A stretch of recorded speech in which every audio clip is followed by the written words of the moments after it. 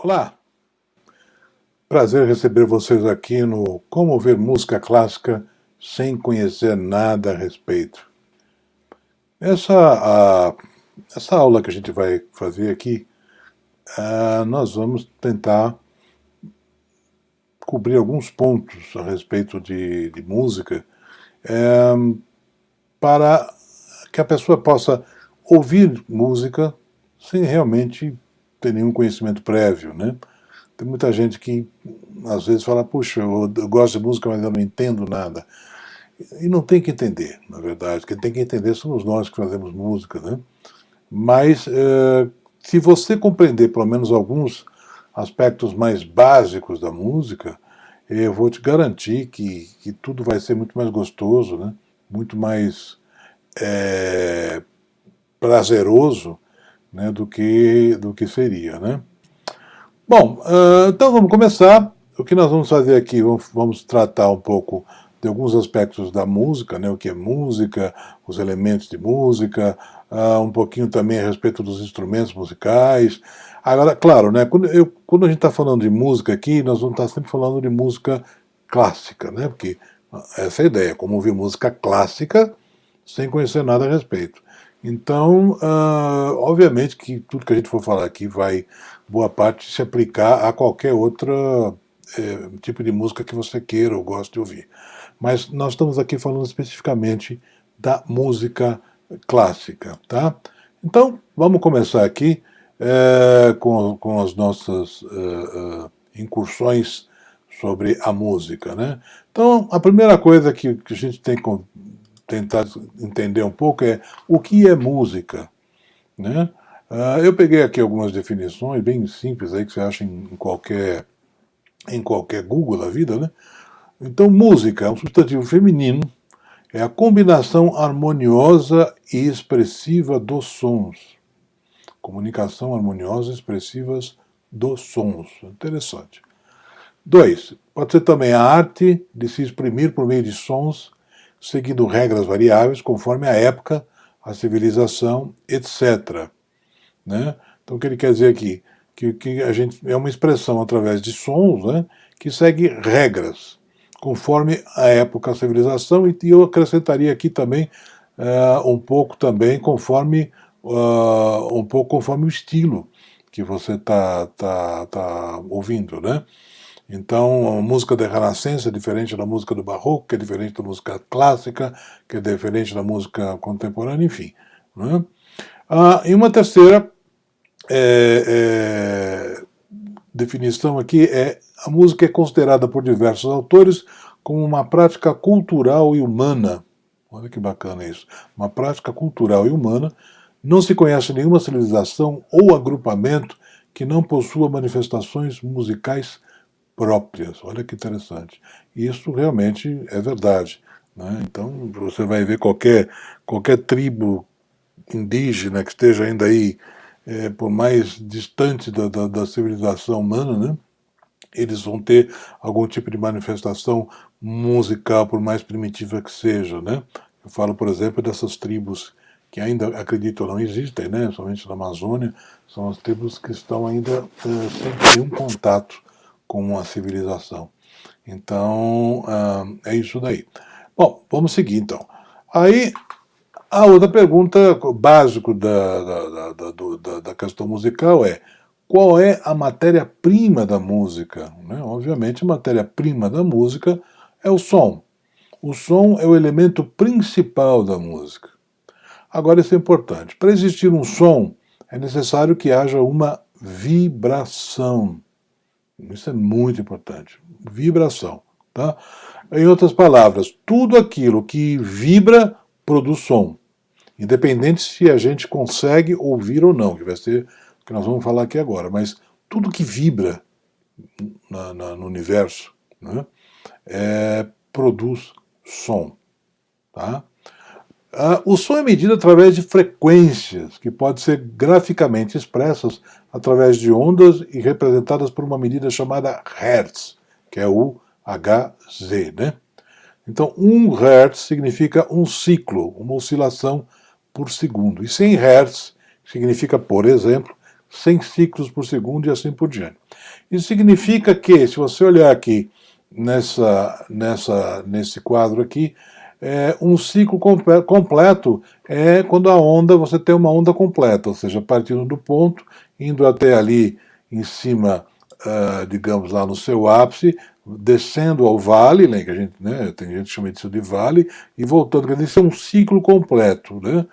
Então, cada ciclo esse significa uma vibração, né, uma oscilação. E isso daí, conforme a quantidade desses ciclos, você vai ter sons diferentes. Né? Então você pode ter um som de 200 ciclos, 400 ciclos, 500 ciclos, 228 ciclos, enfim. E cada um desses sons, conforme essa vibração, ele vai ser diferente. Né? E o que é interessante é, quanto mais rápido vibrar, ou seja, quanto mais ciclos ele fizer num segundo, esse som vai ser mais agudo. Né? O som será mais agudo em função dessa frequência. Então, quando a frequência, olha aqui embaixo nesse terceiro quadrinho aqui, né, você tem a frequência, você tem uma onda com muitos picos e vales aí, né, um monte de picos e vales, significa que tem muitas frequências por segundo. Então, isso significa que esse som deve ser um som agudo, bastante agudo. Já embaixo você tem uma linha mais sinuosa, onde os picos e os vales são mais largos, né? Em consequência, você tem menos vibrações por segundo, né? Por ciclos por segundo. Isso significa que seria uma representação gráfica de um som mais grave, né? Então, um som mais agudo, você teria muito mais ciclos por segundo, e o som mais grave você teria menos ciclos por segundo. Né? E no quadrinho do meio você tem o que a gente chama de amplitude da onda, né? Ou seja, o tamanho dessa onda, você veja ali que tem até uma setinha e tal. Isso significa, dependendo dessa amplitude da onda, é que a gente vai ter um som mais forte ou mais fraco. Quanto mais ampla a onda, mais forte é o som. Quanto menos ampla a onda, mais fraco é o som. Tá, então aqui nós temos algumas das características já do som e, obviamente, que vai influenciar na música também, né? Qualquer coisa que vibra, como eu já disse, qualquer coisa que vibra produz som, mesmo que não consigamos ouvi-lo. Né? Por quê? Porque o ouvido humano é capaz de perceber sons de frequência, lembra da frequência por segundo, né? 20 Hz, ou seja, 20 ciclos por segundo, até 20 mil Hz, ou seja, 20 mil ciclos por segundo. Essa extensão de 20 até 20 mil é o que mais ou menos o ouvido humano consegue ouvir. Tá? Então ele diz aqui, embora esses limites não sejam absolutos, tá? Abaixo e acima dessa faixa, ou seja, acima de 20 mil vibrações por segundo e abaixo de 20 vibrações por segundo, né, é o que nós chamamos de ultrassom, quando é lá em cima, e infrassom, quando é embaixo, ou seja, quando é mais lento. O que eu quero dizer com isso é o seguinte, então você pensa, por exemplo, acho que muita gente aqui já fez exames de ultrassom. O que é? São ondas de sons tão agudas que a gente não consegue ouvir. E essas ondas são usadas para fazer exames, etc. Né? Então é isso, elas vibram tão rápido, acima de 20 mil vezes por segundo, 20 mil ciclos por segundo, que a gente não consegue ouvir. A gente às vezes sente uma pressão no ouvido, tal, mas você não consegue ouvir aquilo. E da mesma forma, se o som for muito lento, se as vibrações forem muito lentas, ou seja, abaixo de 20 vibrações por segundo, o que vai acontecer? Nós também não conseguiremos ouvir. Aí nós temos um infrassom. Ultrassom lá em cima, infrassom quando é abaixo. É tão grave que a gente não consegue ouvir. Tá? Por exemplo, que tipo de som é esse que a gente não conseguiria ouvir? Por exemplo, a Terra. A Terra está girando, tá certo? Girando a uma determinada velocidade, etc.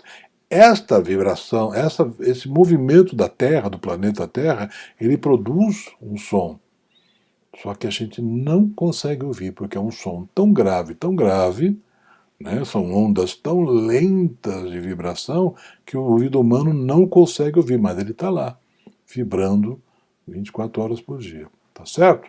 Então, infrassom quando é embaixo e ultrassom quando é muito rápido. Né? Os cachorros, por exemplo, os cães escutam entre 15, ou seja, menos que a gente, né? E 50 mil hertz. Olha aí, a gente ouve até 20 mil hertz. Os cachorros ouvem até 50 mil hertz, sendo que a partir dos 20 mil, né, o som pode se tornar incômodo para eles. Então, é um pouco aquilo que a gente às vezes vê em desenho animado, daquele famoso apito, né? Um apito que você apita, não, a gente não ouve nada, mas o cachorro ouve aquilo, incomoda, assim, porque você consegue estar fazendo uma vibração muito alta, muito rápida, que o cachorro está ouvindo, mas também está sendo incomodado por isso. Agora, olha aqui do lado, nesse quadrinho do lado aqui, nós temos uma coisa interessante, né, que é o diapasão. Um diapasão é esse garfo aqui, né, é um instrumento feito para vibrar, né? Então, por exemplo, eu tenho aqui comigo o meu diapasão, que é igualzinho esse que vocês estão vendo aí no desenho, né? O que acontece? Esse instrumento, ele é feito, vamos chamar de instrumento, né? Ele é feito de maneira que, de qualquer maneira que eu faça ele vibrar, batendo ele assim, né? Ele vai sempre vibrar a mesma quantidade de ciclos por segundo. Tá? Nesse caso, este aqui, tá? Quando eu faço ele vibrar, olha o que acontece. Vou pôr no microfone.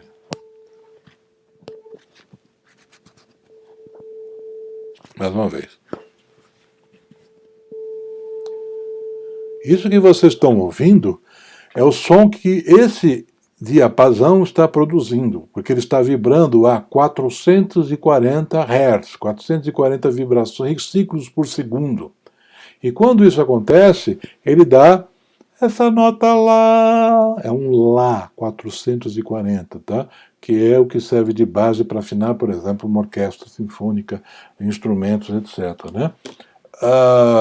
Então é isso, quer dizer, tudo no mundo é vibração, tudo que vibra produz um som, quer a gente consiga ouvir ou não. Né? Seguindo, o som possui 4 propriedades. Tá? A primeira é a altura. O que é altura? É a capacidade, a qualidade que o som tem de ser médio, agudo ou grave. Né? Ou melhor, agudo, médio e grave. E como a gente já viu lá, isso tem a ver com a vibração. Quanto mais rápido alguma coisa vibrar, mais aguda ela será. E quanto mais lenta essa mesma coisa vibrar, ela vai ser mais grave. É por isso que você vai ver instrumentos ali, geralmente os instrumentos mais agudos, eles são pequenos. Pensa, por exemplo, um flautinzinho, um violino, etc. Em comparação, na família dos violinos, você tem violino, viola, violoncelo e tem o contrabaixo, que é gigante, que o sujeito tem que trocar de pé. Então o que acontece? Por que isso? Porque ele é maior, ele tem cordas maiores e mais grossas para que ele possa vibrar mais lentamente e, consequentemente, produzir som mais grave do que o violino, que tem cordas mais curtinhas e que vibram mais rápido e produzem sons mais agudos. Tá? A outra qualidade é a duração, né, que é a qualidade do som de ser mais curto ou mais longo. É aquela que você dá uma nota pá, longa, ou então pá, pronto. Né? Longo ou curto, a duração. Intensidade, aquilo que nós falamos lá da amplitude da onda. Quanto mais ampla, mais forte. Quanto menos ampla, menor essa onda, o som vai ser mais fraco. Né? Então, por aí que é a intensidade, o som ser forte, moderado ou fraco. E o timbre, que é uma qualidade muito interessante que o som tem, que nos permite reconhecer a sua origem. Então é aquilo que você pega no telefone, o sujeito fala, alô, você fala, ô José, tudo bem? Você já sabe que é o José. Porque você reconhece o timbre da voz dele. São qualidades harmônicas, qualidades de emissão, etc., que só o José tem. E às vezes tem gente que tem a voz parecida com outra pessoa, por exemplo. Porque, de repente, por algum motivo, eles conseguem emitir aquele som de uma forma muito parecida. Então, às vezes, até confunde. Puxa, confunde sua voz com de fulano. Né? Então, o timbre, a gente fala, o timbre é parecido. Tá bom? E temos aqui também os elementos básicos da música, aí falando um pouquinho de música, que é melodia, né? Ou seja, aquela linha que é a melodia mesmo, né? De uma música, por exemplo. Nós temos a harmonia, que são aqueles acordes, aquelas outras notas que não têm propriamente uma melodia, mas elas acompanham, elas dão o esteio, que a gente fala, o esteio harmônico, né, desta melodia. E tem o ritmo, né, que é de acordo com o ritmo, a melodia se desenvolve, etc. Deixa eu dar aqui um exemplo de uma. Eu vou mostrar várias coisas aqui ao mesmo tempo. Eu vou mostrar para vocês uma música de Beethoven, né, chamada Marcha Turca, que ele compôs por uma peça de teatro, uma peça de teatro que chamava-se As Ruínas de Atena, né, de um autor chamado August von Kotzebue. E entre essas da música toda da peça, tem essa marcha turca, né, que acabou se tornando até bastante famosa aí, né, em cima disso. Bom, o que eu quero mostrar para vocês aqui, aproveitar, é o seguinte. Então, o que nós temos aqui? Isso aqui é uma partitura de piano, tá? É uma partitura de piano. Por acaso, isso aqui é um vídeo interessante, porque conforme a partitura vai tocar aí, você vai ver que as notas desse teclado aí, virtual, vão começar a acender, como se tivesse alguém realmente tocando, tal. Então, bacana, que dá para a gente associar muito tudo isso, né? O que nós temos aqui? Então, vamos ver, a partitura de piano tem duas linhas, né? Mas tem uma linha de cima, uma linha de baixo. Normalmente, grosso modo falando, né, a linha de cima geralmente é a mão direita que toca e a linha de baixo geralmente é a mão esquerda que toca. Mais ou menos isso, às vezes até cruza tal, mas basicamente isso. E basicamente também a linha de cima são sempre as notas mais agudas do piano. Eu diria, por exemplo, em termos de piano, seria a parte da metade para cima do piano, seriam as notas que seriam escritas nessa linha superior. E da metade para baixo seriam as notas que seriam escritas nessa linha, nessa segunda linha aqui, que é a linha já mais grave, né? Então, isso é uma partitura. Vocês verem ali que tem esse símbolo logo no começo que tem de cada uma, é o que nós chamamos de clave. Elas estão aí para dar o nome às notas, né? Então, conforme existem várias claves, aqui, por exemplo, na primeira linha de cima nós temos uma clave de Sol, né? Então, tudo que tiver nessa segunda linha aí chama-se Sol, e aí, a partir daí, logo em seguida é o Lá, depois é o Si, enfim, a gente vai seguindo a ordem do Dó, Ré, Mi, Fá, Sol, Lá, Si, Dó, Ré, Mi, Fá, Sol, Lá, Si, e vai embora, né? Então, embaixo vocês veem que nós temos uma clave diferente, é uma clave de Fá, tem um pontinho que a gente chama de quarta linha ali, né, de baixo para cima, tem um ponto que significa, e depois tem dois pontinhos também, significa que qualquer nota que tiver ali nessa linha vai chamar Fá. E aí, por diante, né, Fá, Sol, Lá, Si, Dó, Ré, Mi, Fá. Enfim, depois nós temos esse número, nós temos esses dois símbolos engraçados aí, que são dois bemóis. Isso é uma simbologia para dizer qual é a tonalidade da música. Você já ouviu falar, a música é em Dó maior, Ré maior, Si bemol, Mi bemol, tá certo? Aqui, por exemplo, nós temos essa música, ela está escrita em Si bemol maior, tá bom? Aí temos esse número que indica o quê? 2 por 4 é o ritmo da música. Na verdade, é como ela anda, ela vai andar em 2. 1, 2, 1, 2, 1, 2. E 1, 2, 1, 2. Tá? Esse é o ritmo da música. Esse MP aí, na verdade, tem a ver com a dinâmica da música, então ele quer dizer, na verdade, mezzo piano. Piano em italiano quer dizer suave, por isso que o instrumento piano, na verdade, o nome dele é pianoforte, porque é um instrumento que poderia tocar tanto notas suaves quanto notas fortes, então deu-se esse nome de piano forte, né? Foi inventado por um italiano, Cristoforo, e Então, mas utiliza-se essa palavra piano, e a abreviação é o P, para mostrar que então essa música tem que ser tocada de maneira suave. E o M quer dizer mezzo. Então, assim, é suave, mas não tanto. É um mezzo piano, né? Meio piano, meio suave, mais ou menos isso. Bom, e o que nós temos aí? Vocês têm várias sequências de linhas de bolinhas, vamos chamar assim. Essa de cima, que está ali, as bolinhas de cima, é que onde normalmente vão estar a melodia, tá? A melodia que vai ser tocada. E o resto, basicamente, são acompanhamentos. Tá? Então, se você ver, por exemplo, a linha de cima, essas bolinhas de cima, elas estão com essa figura aqui, ó. É isso. E aí aqui embaixo, na segunda linha, né, na linha da mão esquerda, você tem o acompanhamento. Pum, tcha, tcha, tcha, pum, tcha, tcha, tcha, pum, tcha, pum, tcha, pum, pá, pá, né?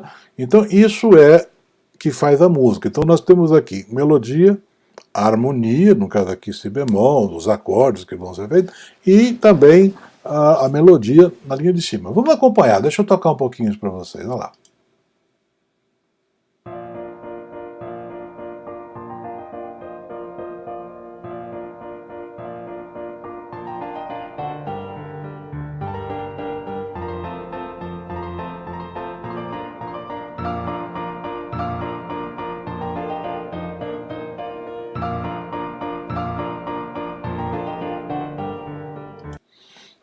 Isso aí, entendeu?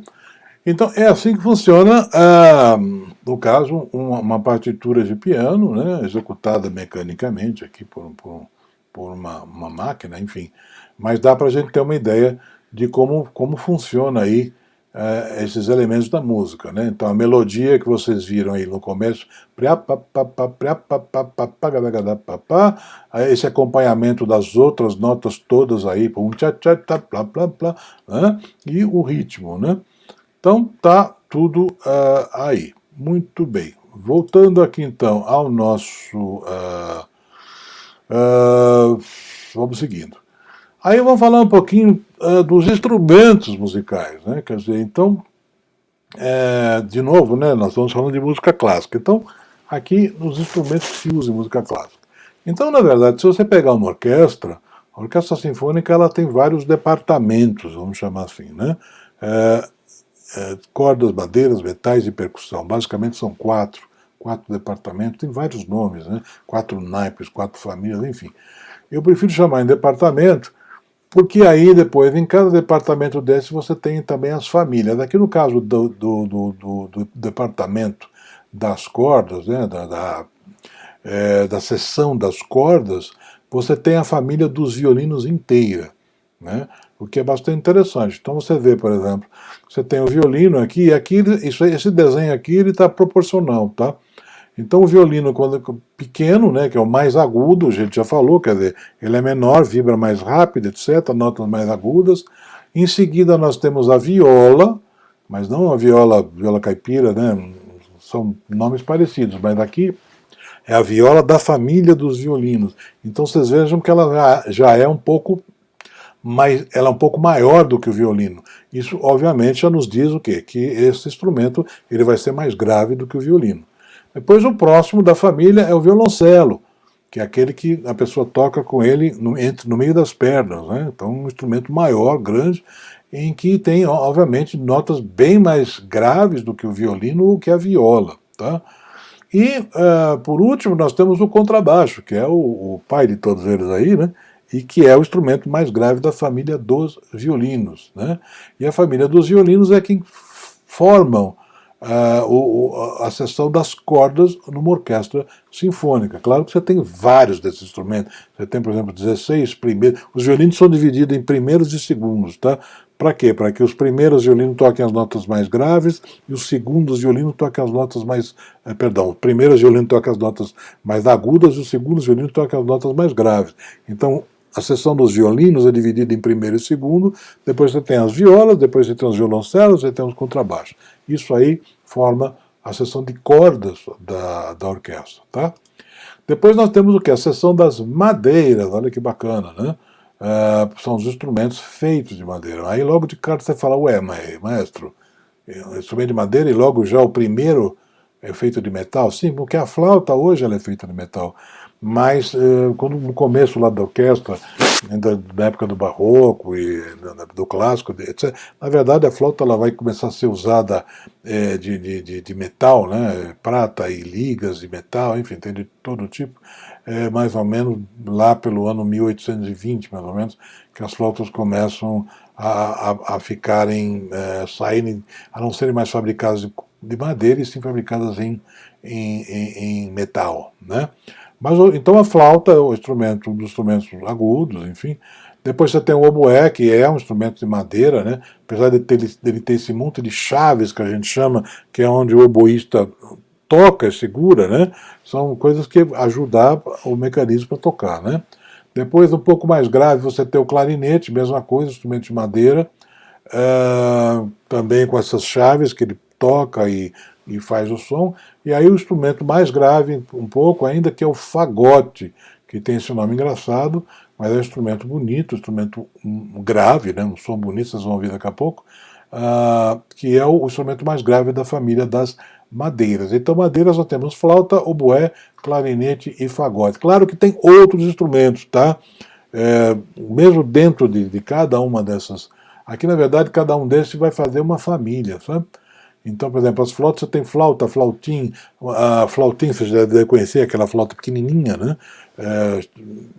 Que se usa muito em militar, em banda militar. Você tem uma flauta contralto, que é uma flauta mais grave, enfim. Oboé você tem também o oboé, depois você tem o corno inglês, que é um oboé mais grave, que tem um som diferente. Clarinete, então, tem vários tipos de clarinete, né, de acordo com a afinação, e depois você tem um clarinete baixo, que é um instrumento realmente baixo, e o fagote você ainda tem o contrafagote, que é um instrumento maior do que ele, que esse ainda, e obviamente muito mais grave, né. Aí seguindo nos metais, né, nós temos então, sempre seguindo do mais agudo para o mais grave, nós temos os trompetes, né, as trompas, né, os trombones e também faz parte a tuba. Então nós temos aí o trompete é o mais agudo, a tuba é o mais grave. Então é o departamento aí, a seção dos metais. De novo, né, aqui você tem trompete piccolo, que é um trompete pequeno, trombone, você tem trombone baixo, trombone tenor, quer dizer, então existem alguns outros instrumentos que são parecidos bastante, inclusive, mas com sons um pouco diferentes, tá? Aí chegou numa área que realmente vira uma loucura, porque que é a área da percussão, porque é impossível dizer quantos instrumentos de percussão existem. E mesmo aqueles que dizer quantos instrumentos de percussão são utilizados numa orquestra, depende do compositor. Né? Aqui são apenas alguns instrumentos que eu coloquei, tá? São os mais comuns. Né? Na verdade, os mais comuns mesmo, você olhando aqui, você tem o tímpano, né, que são esses bumbos aí, feitos de cobre, muito bonito, tal, tem um som bonito, nós vamos ver também o som do tímpano. Nós temos esse bumbo sinfônico, que também é bastante comum em músicas, mesmo da época do clássico, do romantismo em diante. A caixa, que é aquela caixa militar, né? Esses são os instrumentos mais. Os pratos também são bastante comuns. Claro que tudo isso vai depender muito do compositor, da origem do país, do tipo de música. E aí você pode ter uma parafernália de instrumentos, ali, pandeiro, bongô, maraca, temple block, triângulo, né? Enfim, atabaque, depende, né? E tem dois instrumentos aqui que a gente coloca um pouco aqui na percussão, mas realmente eles são um pouco diferentes. O caso da harpa, que é um instrumento de corda, mas não são cordas beliscadas, né? Então ela fica um pouco solta aí. E o piano, que é um instrumento de cordas percutidas, né? O piano também se usa na orquestra, não só quando se faz solo, né? Você também, às vezes, você tem uma peça, Villa-Lobos usava muito isso, o piano fazendo parte, tocando como instrumento de orquestra, pura e simplesmente, né?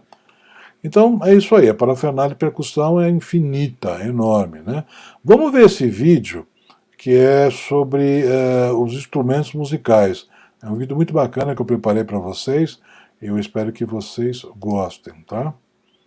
Então, vamos lá. Primeiro o naipe das madeiras. As flautas primeiro, lá. As flautas tocando.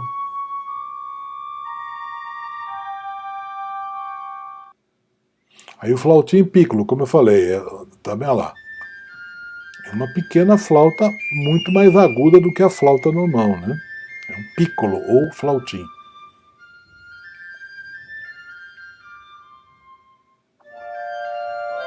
Aqui eles estão tocando já aquela mesma parte já com a orquestra, lá o piccolo tocando. Aí, um pouco a harpa. Depois nós vamos falar da harpa também. Aí vou ver um pouquinho do oboé. Olha o som do oboé.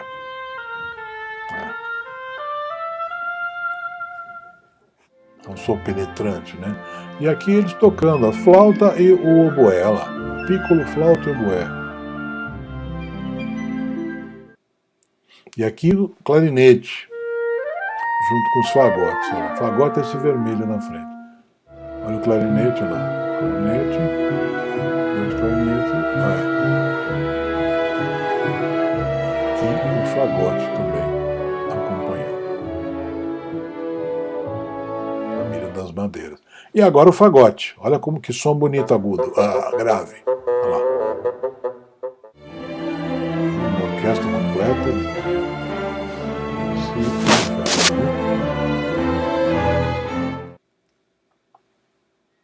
Naipe dos metais, primeiro a trompa, né? Olha que som lindo. Ele dá uma sensação de amplitude.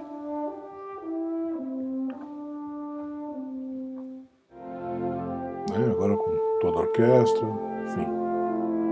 Olha lá de novo, olha que bonito.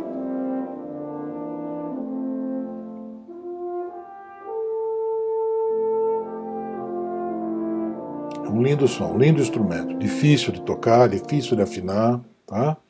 Trompa. Não, desculpa, tá errado, aqui é trompete, né? Trompete. Trombone. Esse primeiro aqui é um trombone baixo, tá? Ele toca as notas mais graves, ele é um instrumento mais grave. Aqui toda a metaleira tocando. A tuba, que é o instrumento mais grave dos metais, olha lá. Bonito som.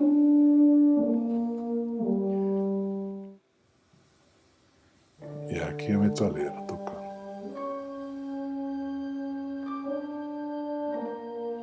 Junto com a harpa. Viu como ela belisca a corda? Agora, naipe da percussão, alguns instrumentos. O tímpano, como eu falei, né? Aquele, olha que bonito o som. Ele é afinado, ele tem notas, né? Não é só pegar lá. Ele consegue dar as notas que você quer. Glockenspiel, como uma espécie de sinos, né? Bonito o som. O tantã, que é um instrumento chinês, né? Aqui, apesar de que não vai dar um grande efeito, mas é um instrumento bonito também. O bumbo sinfônico, que eu falei, né? Olha lá. Vai estar tocando o bumbo e o tantã. Com uma mão toca o bumbo, com a outra o chicote. É só um efeito. Não. E o triângulo também funciona na orquestra, olha lá. Pandeiro, que a gente chama aqui de pandeiro, né? Lá. Woodblock, que é um som bonito de. Olha lá.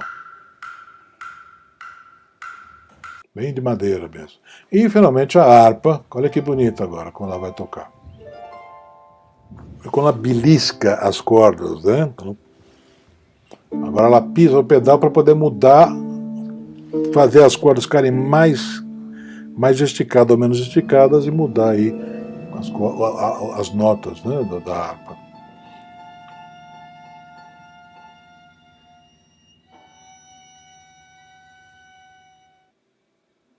E agora o naipe das cordas, como nós falamos, ó. Primeiro o violino, ou os violinos, que é o maior naipe.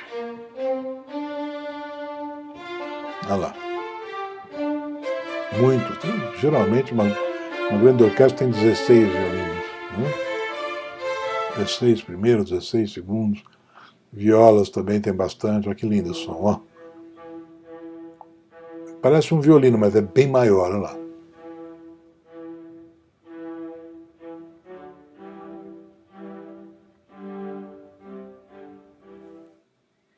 E o violoncelo, que vai ser mais grave do que a viola, olha lá. Apesar de que ela está tocando numa região aguda, tá? Um lindo instrumento. Ela está usando o agudo do violoncelo. Tem notas bem graves. E, obviamente, o contrabaixo, olha lá, que bonito. E agora, orquestra, o tutti, né? Em italiano, tutti quer dizer todas, olha lá.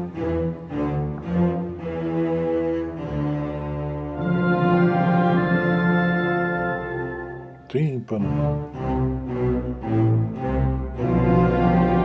Fagote. Clarinete lá atrás.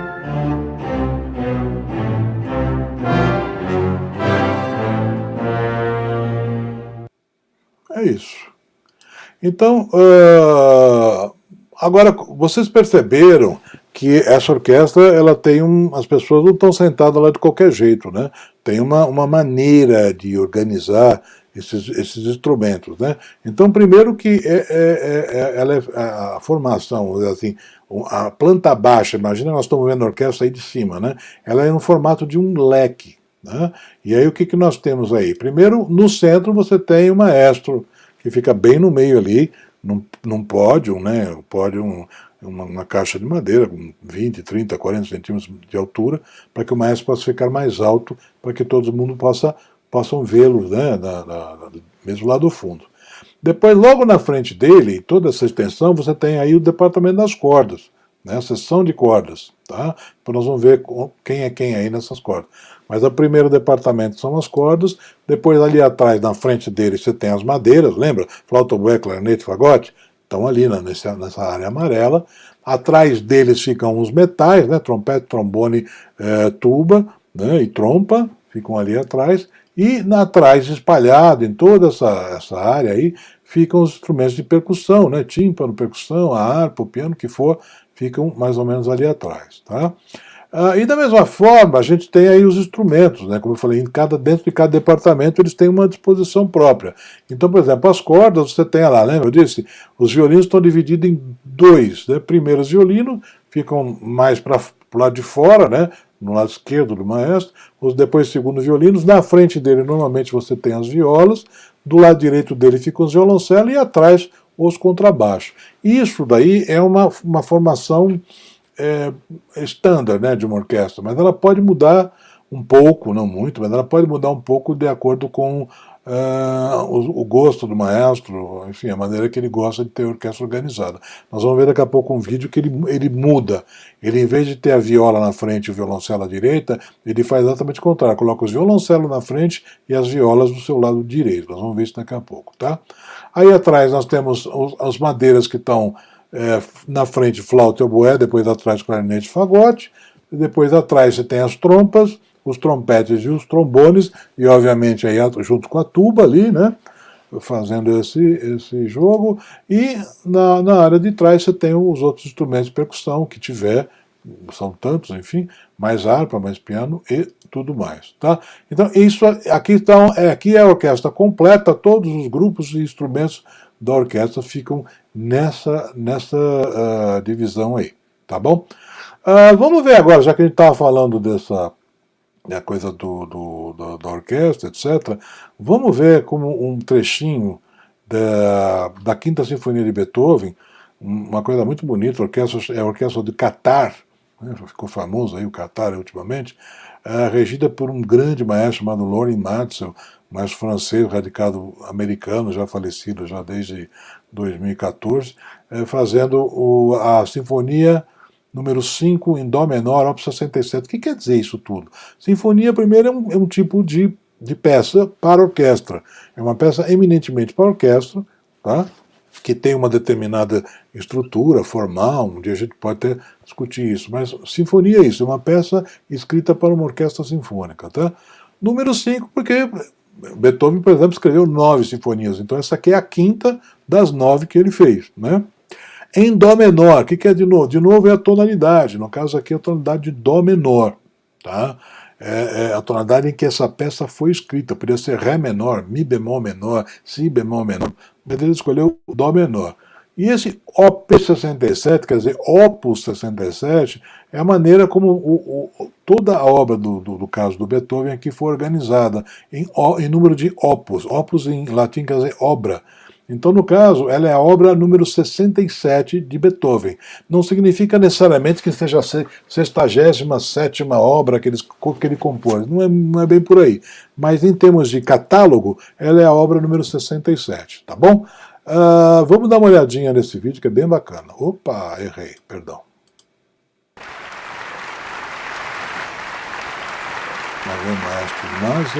Orquestra Filarmônica do Catar.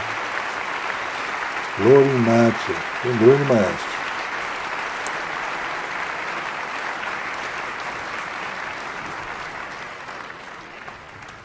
Aí está a orquestra. Repara que no lugar das violas estão os violoncelos, e no lugar dos violoncelos aqui à direita do maestro estão as violas, tá? Tchau, tchau, tchau.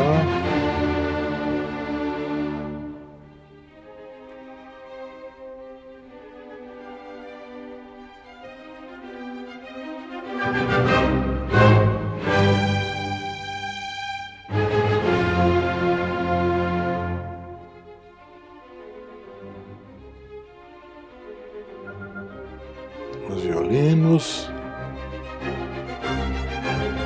viola,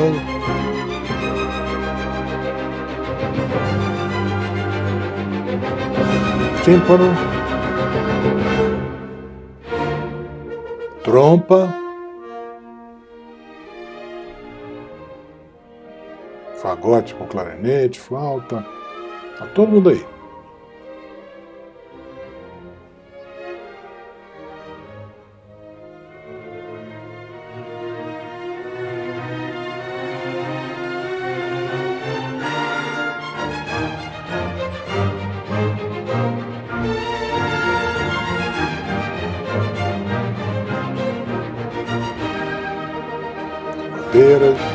Bandeiras de clarinete, fagote, contrabaixo, a ele.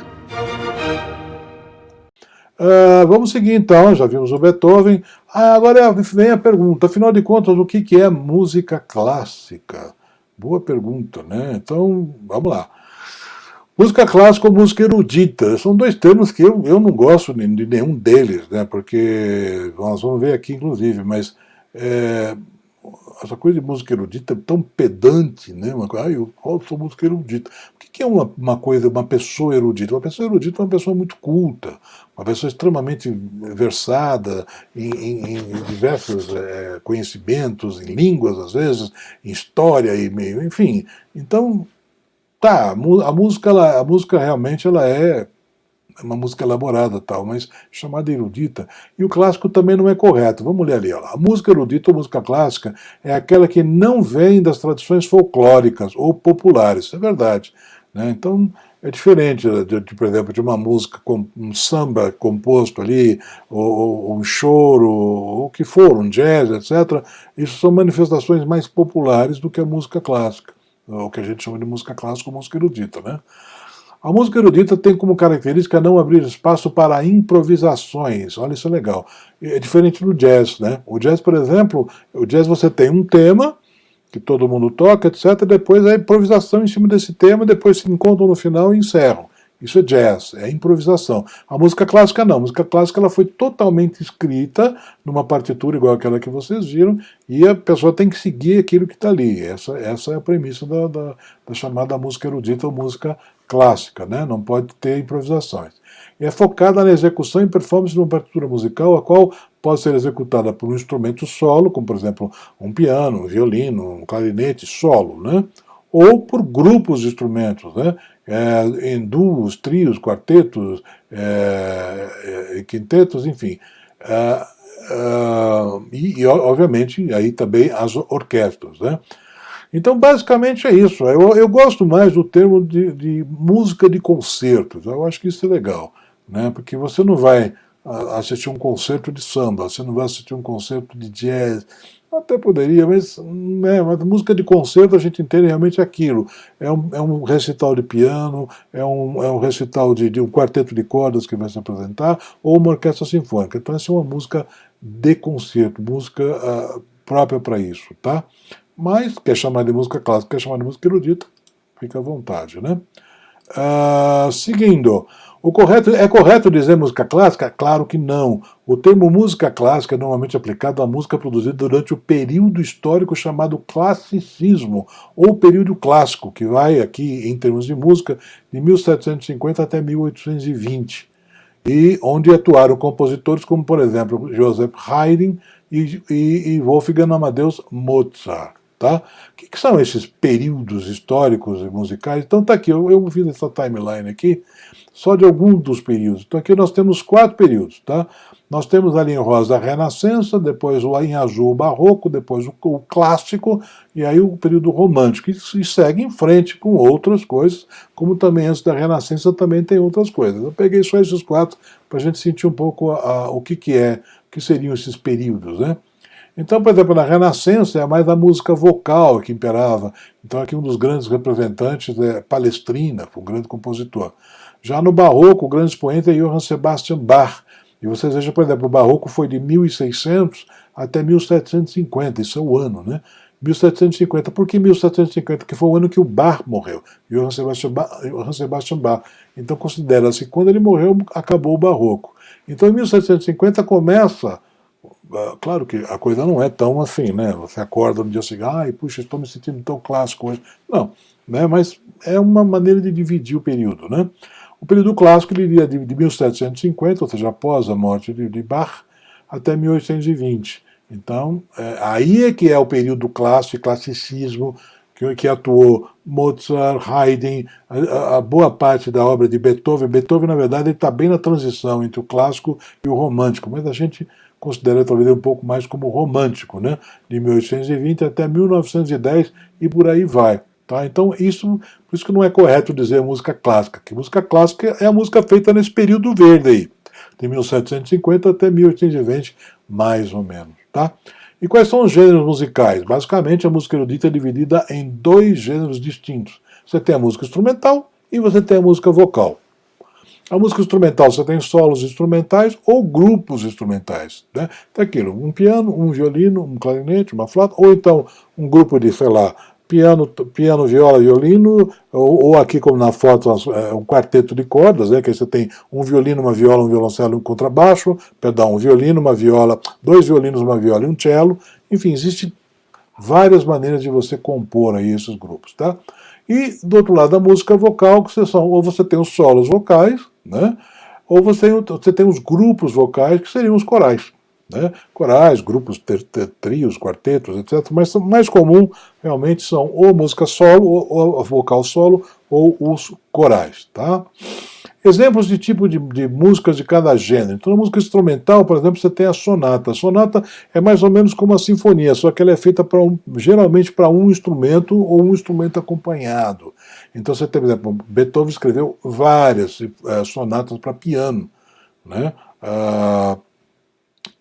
Então, é uma peça que normalmente se escrevia para um instrumento solo, no caso do piano, ou às vezes uma sonata para piano e violino, uma sonata para piano e flauta. Tá? Também acontecia.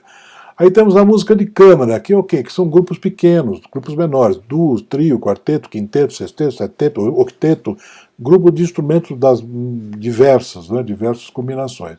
A sinfonia, que a gente falou, que é uma peça que é basicamente, ela tem basicamente a estrutura da sonata, em termos de forma, mas foi escrita para a orquestra inteira. Tá? Aí Beethoven escreveu 9 sinfonias, Mozart escreveu 41, enfim, um monte de gente escreveu um monte de sinfonias. Haydn escreveu mais de 100, 108, cada ano que passa acabam descobrindo uma nova sinfonia. Abertura, que é uma peça que normalmente ela nasceu para fazer, como diz o nome, a abertura de uma ópera. Então, antes de começar a ópera, tocava-se essa música que, a partir do momento, ela ficou como que mostrando já trecho do que vai acontecer ali adiante, enfim, isso é uma abertura, e acabou se tornando uma peça avulsa. Então, os compositores acabaram até escrevendo uma abertura sem ter necessidade de ter uma ópera depois. Né? Então, o concerto, que é uma peça normalmente para um instrumento solo acompanhado por orquestra. Concerto para piano e orquestra, concerto para violino e orquestra, concerto para trombone e orquestra, contrabaixo e orquestra, tem de tudo. Às vezes 2 instrumentos, violino e violoncelo, por exemplo, de Brahms, violino, violoncelo e piano de Beethoven, acompanhado por cá, enfim, tem vários tipos de formação também de concerto. Tá? O poema sinfônico, que normalmente é inspirado por alguma ideia literária, ou então descrevendo alguma passagem, alguma história, tá? Tem muito disso. A serenata, enfim, esses são os tipos, gêneros musicais. Né? E no vocal, por sua vez, você tem, por exemplo, a canção, né, que é muito parecida com a canção popular, né?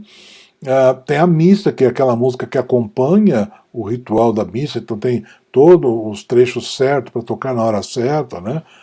Você tem o oratório, que na verdade é uma ópera com tema religioso que é para ser feita dentro da igreja. Então você tem o oratório de Natal, oratório o Messias, por exemplo, aleluia, é um oratório, né, de Handel sobre o nascimento, né, do Messias, de Jesus, enfim. Você tem a cantata, que também conta uma história, mas é de maneira... Quando eu falo ópera e contar história, não tem encenação. Né? A única que vai ter encenação mesmo é ópera e opereta. Você tem moteto, que também é uma forma de vocal. Aí a ópera, né, que é completíssima, né, você tem tanto o solista quanto o coro, acompanhado pela orquestra, e você tem a opereta, que basicamente a diferença de uma ópera e de uma opereta é que na opereta você tem diálogos, e na ópera tudo normalmente é cantado 100%. Tá? Então basicamente é isso. Veja que o assunto tem bastante coisa para falar. Né? Agora, como começar a ouvir música? Né?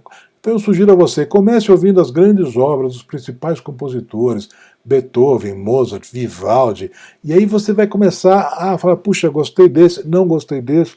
Tenha liberdade, né? Não é porque você vai gostar de tudo, não, né? O que seria do amarelo se todo mundo gostasse do azul, não tem acreditado? É a mesma história, quer dizer, então comece a ouvir os grandes compositores e comece a se identificar, puxa, eu gostei da maneira, né, a cor, o sabor desse compositor, começa a ir atrás, começa a descobrir mais coisas. Escolha peças que tenham o seu instrumento preferido. Eu gosto de piano. Então vai atrás de peças que tem piano, não só peças de piano, mas peças com piano, concerto para piano, trio de piano, quarteto de piano, enfim, né, por exemplo, né. Comece com peças curtas, né, porque também tem músicas, nesse meio de música clássica, tem músicas que podem demorar. Uma ópera, por exemplo, tem ópera de Wagner que dura 4 horas. Né? Então, assim, comece com peças mais curtas, etc. Vai indo na boa. Né? Escolha músicas do seu gênero favorito, né? Se você já tiver. Se você gostar de ópera, vai atrás da ópera. Se você gostar de sinfonias, né? Solos de piano, o que é que você gosta? Quartetos de corda? Quer dizer, vai buscar aquilo que te apetece, vamos dizer assim. Isso aqui é um grande restaurante, né? Um grande buffet, que você tem que ir lá escolher aquilo que você gosta, que você está sentindo apetecendo, né, o teu apetite. Né? E aí vai embora. Tá?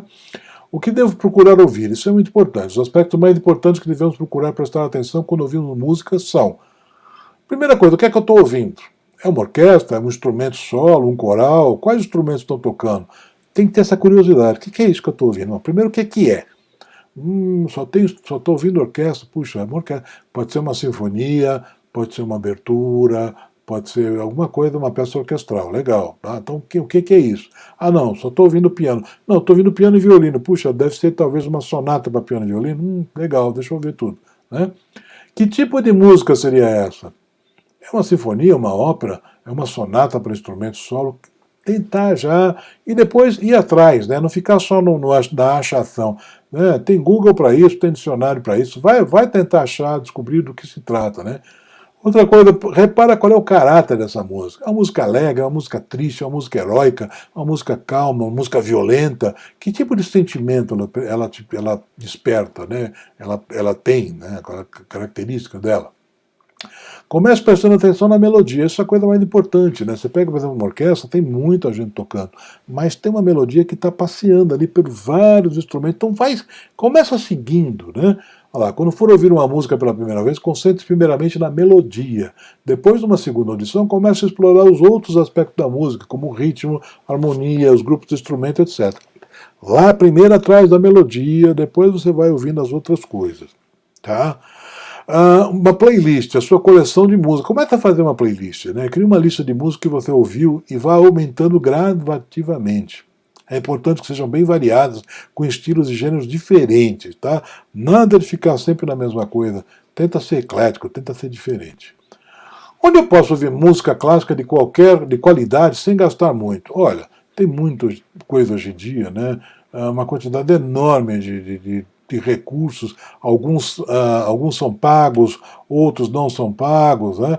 Tem o famoso Spotify, por exemplo, que você paga, não, tem uma versão gratuita, mas daí você paga um pouquinho, tem alguns benefícios e tal, mas também tem muita coisa, você pode ouvir, você coloca lá clássica, você põe Beethoven, você põe piano, vai vir muita coisa.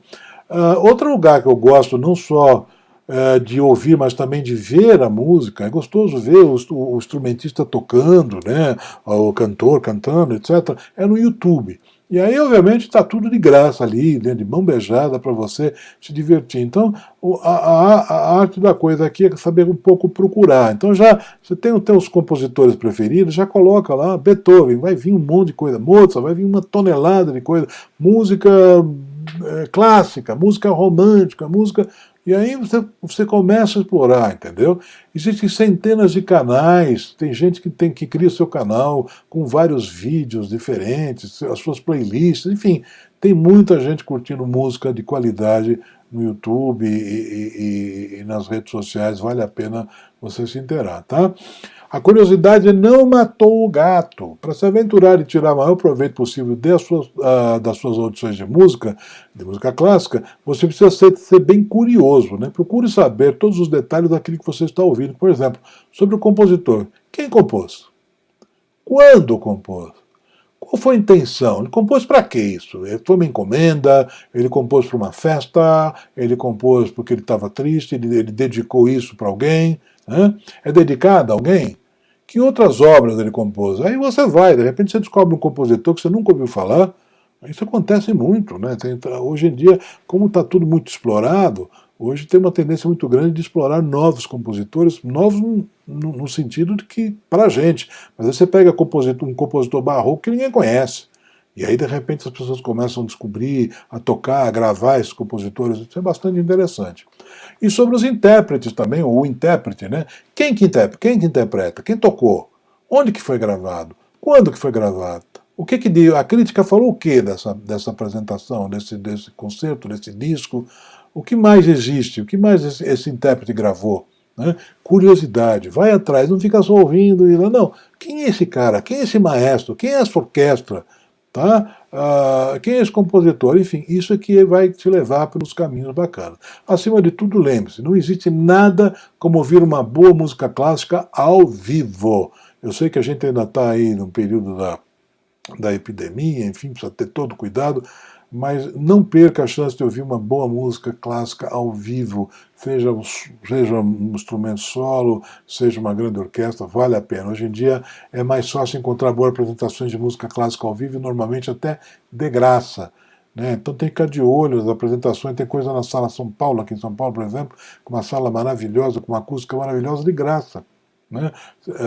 Orquestras e bandas e tanta coisa. Consulte pela internet os grupos corais e orquestras em sua cidade ou região e verifique as programações. Isso é muito importante, você tem que acompanhar. Se na tua cidade tem uma orquestra, procura ver o que eles estão fazendo, quando é que eles tocam, vá lá assistir o concerto deles, entendeu? Sem essa, você fala, eu não entendo, eu gosto, mas não entendo. Você não tem que entender nada, quem tem que entender são eles. Né? Já falei isso. Você tem que curtir da melhor maneira possível. Assista aos concertos, associe-se aos grupos e orquestras, isso é importante também. Seja membro da orquestra, membro do coral, não como cantor, como músico, mas como patrocinador, né? Ajudando de alguma forma. Seja voluntário, de repente, né? Olha, eu queria ajudar vocês, ver o que eu posso fazer, não sei o que, posso distribuir convite, posso distribuir cartaz, sei lá, alguma coisa. Toda ajuda sempre é bem-vinda, né? Você vai surpreender ao descobrir um grupo enorme de pessoas inteligentes e sensíveis como você, que cultivam a mesma paixão, a boa música de concertos, a deliciosa música clássica. Gente, basicamente é isso. Eu acho que não é uma grande paixão, a música é um vício, quando você começa, você não vai parar mais. É mais fácil do que você pensa, em termos do que ouvir, etc. mas não perca essa oportunidade de curtir essa música tão elevada, tão bonita. Aos poucos você começa a entrar na parte histórica.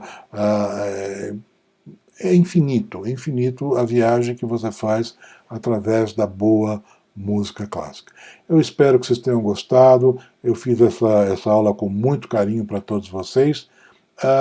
E fico à disposição aí para qualquer dúvida que vocês quiserem, tá bom? Muito obrigado, prazer enorme. Até a próxima, se Deus quiser.